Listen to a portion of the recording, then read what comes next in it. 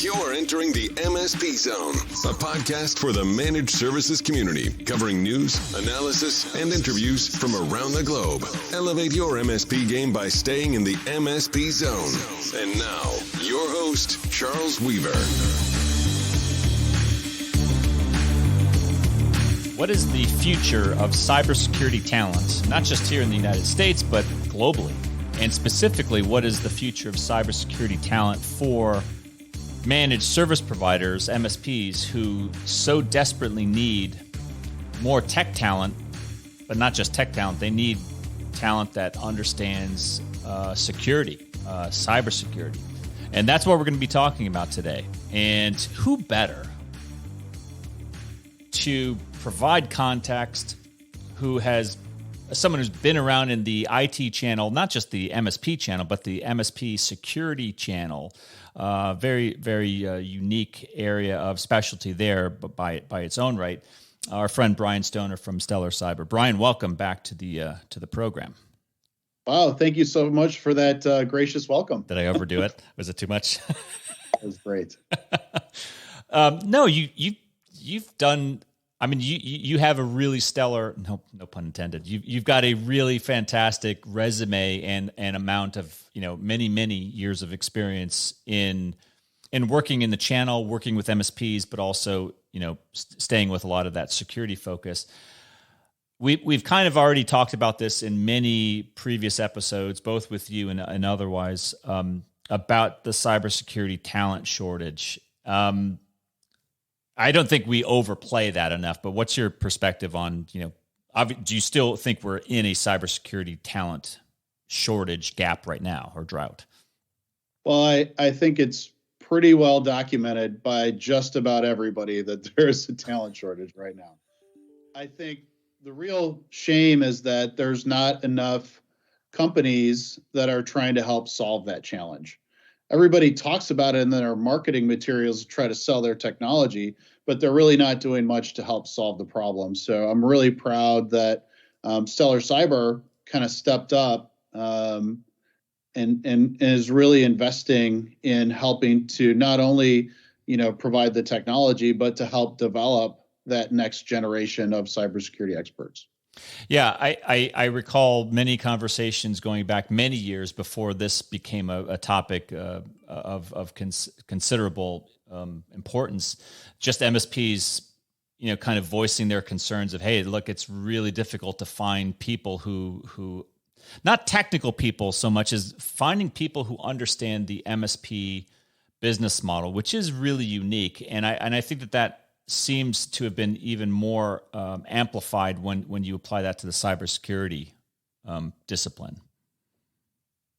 I think most of the cybersecurity providers didn't really have a focus in the MSSP space for a long time. They're just so focused on the enterprise, or they were focused on kind of, consumer, right? It was the old barbell approach. And I think in the last couple of years, not only have I seen it in the market itself, where we're starting to see more managed service providers and adding security to their portfolio, but even in the investment community, I'm starting to see in our last round of funding, the investors were a lot more interested in our run rate revenue strategy versus our TCV sales strategy, right? So I think it's not only now kind of mainstream, but it's also supported by the investment community, which I hope helps. Yeah, no doubt that there's money coming behind this.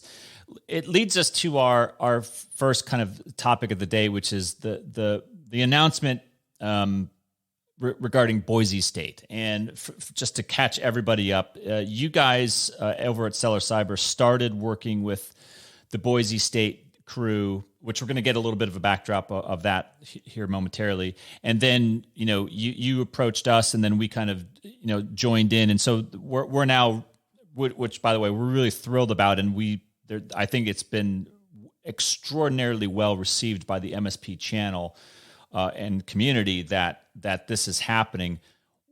Could you give us a short background of your relationship with Boise State? How did that all get started, maybe? It actually started at a virtual conference where I met Ed Vasco, who runs the program over at Boise State. And it all started off, and this is something maybe the audience could learn from. I do networking calls with people who are kind of outside of the business and our customer community, just to kind of have a diverse network, right? And so I just scheduled a 20-minute networking call with Ed. And so I shared a little bit about what I do, and he shared a little bit about what he does. And we immediately saw, an opportunity. And so now, did you know him? You didn't know him before? No, I did not know him. Okay. And you didn't know who he did, or? No, I just knew that he worked for Boise State at the time. Okay. All right. Yeah. So as we were talking, he was sharing his perspective because Ed actually built and sold to MSSP businesses. So he was, kind of in a non-compete after his last gig, right? And somebody at Boise State approached him and said, "Hey, would you like to help us, build up the program?" And, he's got some lofty goals. He's trying to grow the program by about 10x in the next year or two. So, very aggressive goals. But he has a really unique, experience working with students coming out of these different cyber programs, having had his own business. And what I think was really interesting is that over the years, he had about a 50% success rate with students that would come out of these cyber programs, lasting in the SOC, for more than 6 months. So when they asked him to take over the program, one of the things that he really wanted to do was to make sure that he could get real world experience to the students, not just theoretical, book experience. Right. So just to recap, so you reach out to Ed from Boise State. You don't know about his background. You happen to, what a stroke of luck that you happen to find a guy that not only responds to you, but he's also got MSSP experience. That's just like you hit the trifecta there. Yeah, I think some things are meant to be. Yeah. So, yeah. All right. So there's a lot of cool stuff that Ed and Boise State are doing. I will get to that a little bit later on in the program. Could you maybe talk about because this has come up in multiple conversations, that if I could call it the problem with the cybersecurity talent today, and when I say problem, it's not a problem, but it's an area that we have to work on. It's not just experience. Is it? It's also it's practical knowledge of what an MSP or MSSP actually does. Could you elaborate maybe a little bit more on that? Yeah, I think in general, not a lot of, and I'm going to trace this all the way back to high school, right? Because my son is graduating from high school this year. And let me just say, when kids go into high school now, it's almost like when we went into college, where everybody's like, okay, you need to pick the career that you want to work toward, right? And so in high school, they all say, well, if you want to, get into computers, you got to be in computer science or computer programming, right? Yeah. And so, probably 80% of the kids that graduate from high school with that think they're going to be video game designers, right? Is that because that's what they want to do, or that's where the jobs are? That's because that's what they want to do, because they play lots of video games. Let me just say, my son plays a lot of video games. Don't we all? Anyway. So here's the piece, right? So they don't learn about cybersecurity there. Then they get into a university program where they're still kind of focused on gaming or programming, or, nobody's really explained cybersecurity to them. And if they're lucky, maybe they get a section in a class on cybersecurity or something. They don't really know kind of what it is, right? Yeah. So, if we're not picking up the talent from colleges, right, where are we getting it from? A lot of the people that I know in cybersecurity started off in business or marketing, or, and they just kind of stumbled into cybersecurity. It wasn't really, kind of a focus for them until they got their first job in it and maybe liked it or had an affinity for it. You know, I don't think people know that there are these MSP businesses that you could have a really great career in.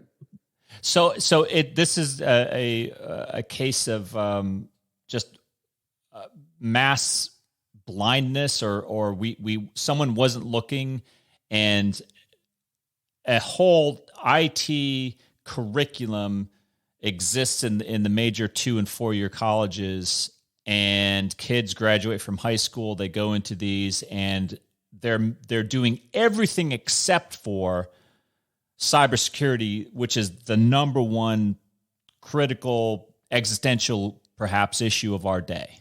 Did I get that right? Absolutely. I think that is clearly the challenge that we've built for ourselves. Okay. So I accept what you're saying. I think most people listening would accept that. Do you have an issue? Because I've heard this is an issue from MSP business owners and people who hire in HR, who say that the expectations of quote unquote cybersecurity graduates is not in alignment with the MSP, typically when it comes to salary expectations and the lack of experience. Would you care to maybe elaborate on that as an issue? Is it an issue? Well, clearly it's an issue if you're, if your partners are telling you it's an issue. So I'm not going to, contradict that at all. But I think, what happens is you'll have a business owner who will take a chance on a younger guy, and sometimes they wind up being the rock star on the team, and sometimes it's just not a fit, and they wind up, parting, and sometimes that takes up a lot of the time that they could have spent developing somebody that would have lasted longer, right? So how do you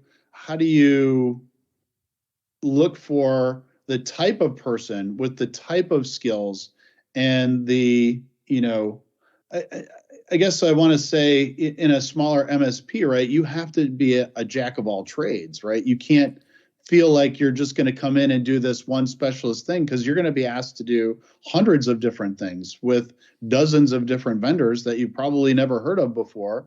And the funny part is a lot of these kids can just use YouTube to look up how to fix something, which we never had YouTube, right? We had to go get trained on stuff, but I think there's different profiles of personality that fit within the MSP partners that, feel like they're servicing the customer, that they'll go the extra mile when they need to. And so those values need to be in alignment with the owner of the business, because really that's critical to having a right fit, I think. Yeah, no, that's a really good point. And look, that we are talking about a radically different environment where 15 years ago, let's say, the MSPs who were doing firewall management, right? They would have Cisco, WatchGuard, Fortinet. They'd have all the typical vendors, and they would know that. And I would call that managed security, or at least managing a security device. But we're in a very different time today, and so maybe talk about the back to Boise State. The kind of the unique thing and how you approached Ed was what you've gotten Ed to do with that creation of that SOC over there. Maybe just talk about what that involves. Yeah, so I'm going to give full credit to Ed on that one, because he built a business plan and went to the state of Idaho and got a grant to build the SOC. Okay. And he had one other brilliant idea, which was, let's use it to support underserved communities that can't afford MSP services. Interesting. Okay? So now, not only do the students get experience with actual environments, but they're also supporting the community and providing services to communities that typically couldn't even afford MSP services from many of your partners. So this is not just giving practical experience, like giving students just access to IT help desk positions. This is like practical help desk for cybersecurity, but it's also delivering it as a service. It sounds like he's actually delivering it to communities in Idaho. Yeah, the students are actually delivering cybersecurity services, leveraging the Stellar Cyber Open XDR platform to all these communities, right? So the students can get extra credit toward their degree for getting certified in the Stellar Cyber platform. And then they get that practical experience in the SOC for 6 months. And now when they go out, they know what they're getting into. They know the career path. They know the opportunity, right? And I think what is so important about what Ed created is that this generation of kids that are in college right now need to feel like they're involved in a larger mission than just, corporate wealth and greed and all that stuff. I think they want to feel like they're part of something bigger, and protecting these communities and then learning that craft and then going on to protect bigger customers, I think is a really important mission that kind of adds to their experience in the SOC to feel like they're, kind of working for the greater good. Well, I think it is the greater. I think it's not only the greater good, but it's something that we need more of this help, and people need to be trained on this, because it's if it's not existential, it's certainly going to be a critical issue. I mean, we're already seeing the cyber attacks coming from Russia, right, from this whole Ukraine fallout. So it's not like we're unaware of it. It's not like we're not prepared for and waiting with bated breath for the next shoe to drop in some sort of cyber, onslaught. We just need more people, and I love this. I love what Ed and Boise State have done with this. And the fact that Ed has MSSP experience to boot is awesome. Yeah, they couldn't have picked a better leader for that program. I got to tell you, he's a visionary. He's a great guy. So one of the things that we're really excited about is taking those graduates who are using Stellar Cyber technology, right? They actually get their hands on it. They can work with it. They can see it in a live environment, right? This is not like a demo, right? This is live SOC kind of environment. And then have those candidates with that experience, with that service experience, and with the technology experience, which you guys have contributed to. They come out with some really good months of training that make them a lot better than someone who just, read a book or saw something online and decided to go for it. Yeah. And I think the really critical part about this is that there aren't a lot of platforms that would have fit into that scenario like Stellar Cyber does, because our platform is completely open. So if you're providing this free service to these smaller communities that don't have a lot of money, you can't ask them to buy a new endpoint and then buy a new firewall just to get the service. Right? You have to be able to use what they have and get value from it. And I think not only do they get that experience, deploying and using the technology, but they also learn. In your example, if somebody like Russia is trying to brute force their way into the water treatment plant, right, to try to do something, they'll start to learn, what does that attacker do as they're staging things? What do they do as they do their initial attack? Are there tactics that they use off to the side to, keep you busy with ransomware while they're really, doing something far worse? And so they get experience with these multi-stage attacks, even at these, smaller municipalities, because Russia doesn't care who they target, and they just try to, instrument their, tactics wherever they can. And we absolutely know that it's the municipalities, it's the places that don't have a lot of means to protect themselves that are being attacked, because they have just as equally desirable data to extort, from those city governments, state agencies. I think it's incredibly critical, and I can't even think of a I don't know. It's been a while since I was in college, but I don't even remember in IT classes. I probably took a few where you got anything close to this type of a live environment in an IT setting like that. Even in a help desk, you wouldn't see this type of practical is not the right word. What do you call it? Real world cyber attack, battlefield. You're witnessing. Yeah, and it's even different than like red team or purple team, where you're, pen testing an environment. Until you see something kind of coming at you out of nowhere, it's it's kind of like playing baseball for the first time if you've never, caught a ball. Until it comes flying at you, you're not quite sure what to do, right? So I think in that baseball analogy, this really gives the students that practical experience to know how to handle a lot of different scenarios. And Brian, it's got to be.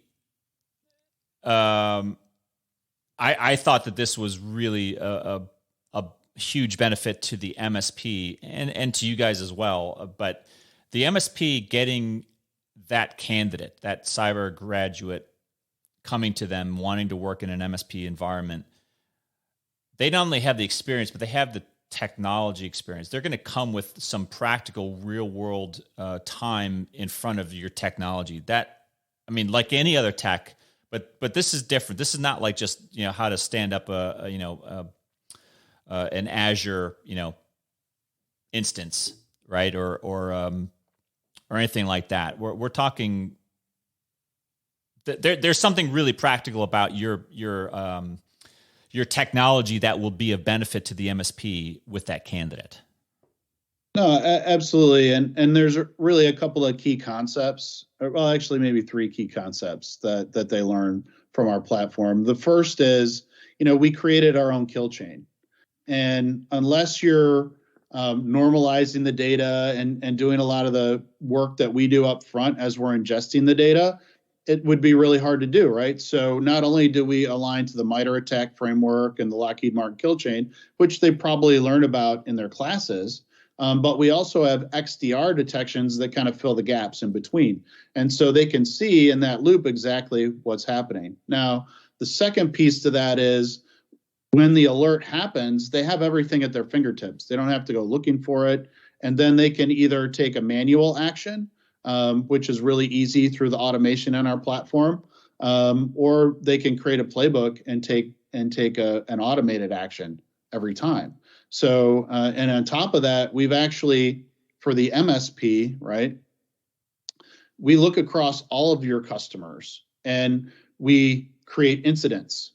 And so based on the severity of the incident, we rank all of them for the analysts. So now, where it used to take like 2 weeks to recreate an incident with a level 2 SOC analyst, we do that automatically with the platform. So the students get to see these things happening in real time, and they're ranked and categorized so they know which ones to focus on first.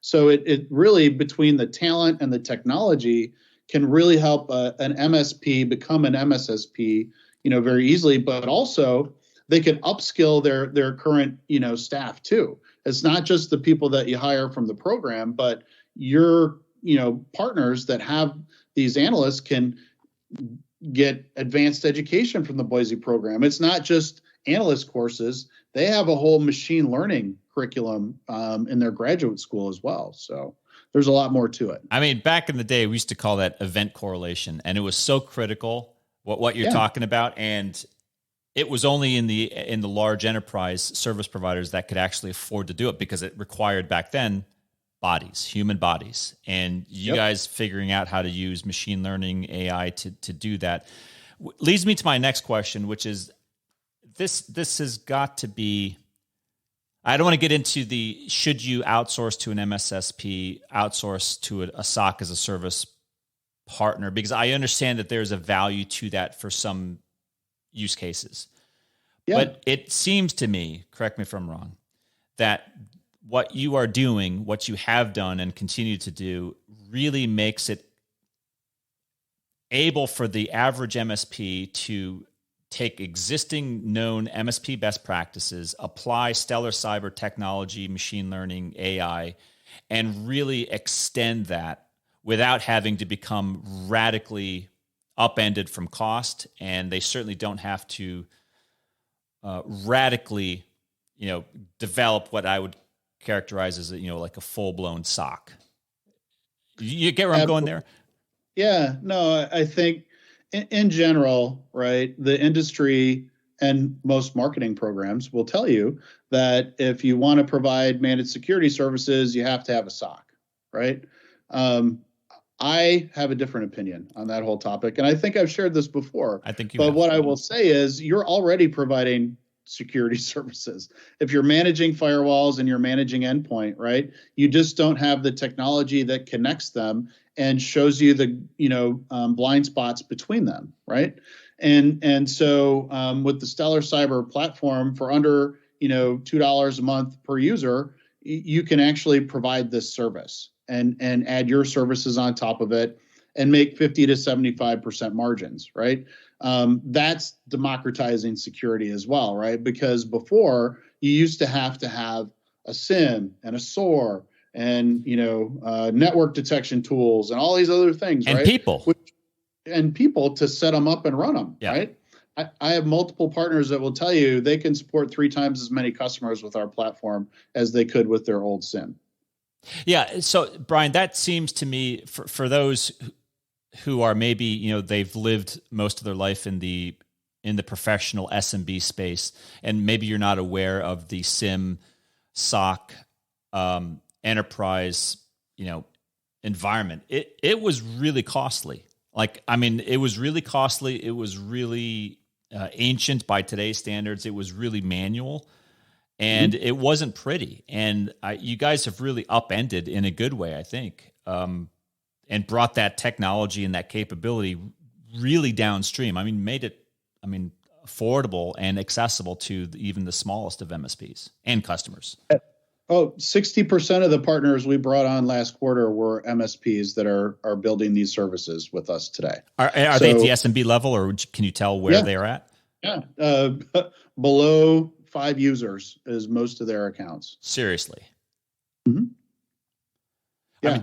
15 years ago, that would have been price inaccessible to get into a SIM for that type of a user. Yeah. No, my largest partner has over 700 tenants, and 90% of those are below 20 users. Do you feel that every graduate that comes out of Boise State and potentially future colleges brings more attention to not just the Stellar Cyber, kind of methodology? I don't want to call it methodology because it's the same methodology. You just use technology and wit to make it more available, but it's got to have a force multiplying effect of every graduate's getting out there saying, hey, look, I'm coming to the table with experience, and I can put this technology into use right now. That's got to be valuable. No, I absolutely, that is huge, right? Especially because I have over 100 partners, globally that always need people, and we're adding more and more every quarter, right? So Boise State is not, they're the first, but they're not going to be the only, right? So we're actively talking with other universities and programs. And again, it's not just to get their candidates, but here's another thing to really think about that's been kind of a limiting, process for a lot of us, is that you had to have a physical SOC, like a room with a bunch of big TVs in the front. Everybody had to go there. Today, SOCs can be distributed, right? Yep. Our platform SaaS, you can sit anywhere and do it, right? And that's the other thing I want the listeners to think about is, Boise State doesn't just teach people in Boise, Idaho. Right. They're teaching people all over the world virtually right now, these programs. And even the people that work in the SOC, some of them are virtual too, right? So you could tap into this virtual talent pool without having, if you're in rural Ohio or you're in, Tulsa, Oklahoma, and you need people, they might not be down the street, right? But, if you can tap into an international talent pool that has these skills, then you can hire people from anywhere. And also think about it now, if I've got somebody in Europe or, Asia they can cover the off hours, Now you can really provide a 24/7 service without having to have a minimum of 9 guys, right? So, and again, these other third parties, they don't have the relationship that you've built with your customers. Yes. They don't have the same level of care that you have for your customers. And so if you can at all retain that and continue that relationship and build your business, I think that's an important thing as well. I think that's probably more important than the technology. I couldn't agree more, Brian. We're out of time, unfortunately, but something tells me we are going to be talking about this topic before the end of this year, because I am certain that we're going to have some fantastic positive news coming out of this relationship that you guys have spearheaded. Really fantastic job, and congratulations for your luck or your foresight of reaching out and getting in touch with Ed and Boise State and making this thing all happen. Well, and if anyone is interested in learning more about OpenXDR, and they're going to be at RSA, please go to the OpenXDR Summit website, and you can register. And we're going to have 2 days of people like Ed Vasco and our other customers and partners talking about how they built their MSSP business from scratch. What do you have that URL for people? Yeah. OpenXDRsummit.org, I believe, is the URL. Let me double check it. We can put it into the show notes. We'll post it into the show notes. Yeah, OpenXDRsummit.org. And all you have to do is register. It's free. Excellent. Well, go to openxdrsummit.org, check it out, and participate. And Brian, thank you for coming on to MSPZone. And like I said, I think we're going to be talking about this topic well into the future. All right. Thank you so much, Charles. All right. Until next time. Thanks for listening. If you enjoyed today's episode, please give us a like. Make sure you are subscribed to the podcast so you will get notified when future episodes are released. We will see you next time in the MSP Zone.